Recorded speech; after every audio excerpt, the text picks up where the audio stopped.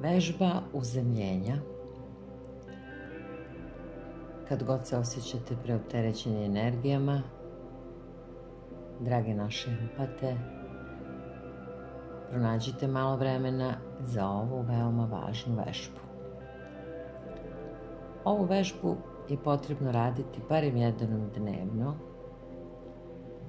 i ona će vam mnogo pomoći da se osjetite lako. Ona će vam pružiti snagu i zaštitu. Isključite sve uređaje, telefone, televizor, zatvorite vrata i zauzmite udoban položaj i koncentrišite se na dah i na centar vašeg bića. Dišite. Opustite telo, otpustite misli, neka lete kao oblaci po nebu.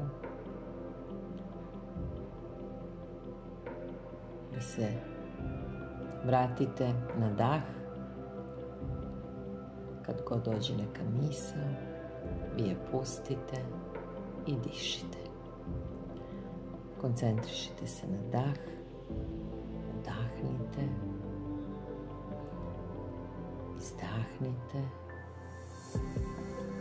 pa opet dubok udah i dubok relaksirajući izdah. Sada, kad ste tako opušteni, vizualizirajte veliko drvo koje se proteže od vaše glave pa do kraja, do pete na nogama.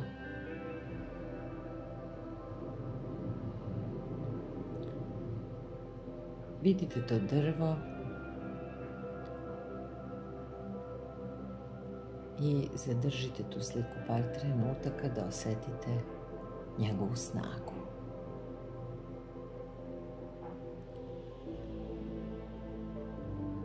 Vi ste drvo,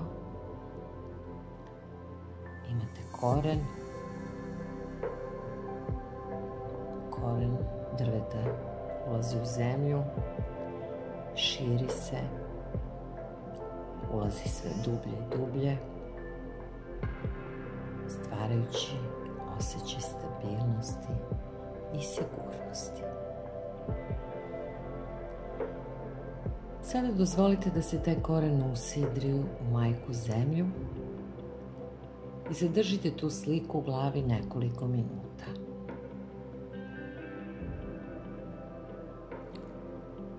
Kad god se osjetite preopterećeni, uvijek možete da zamislite to vaše unutrašnje drvo, da je ono sa vama i da vam pruža snagu i zaštitu. Dišite, polako otvorite oči, zahvalite se.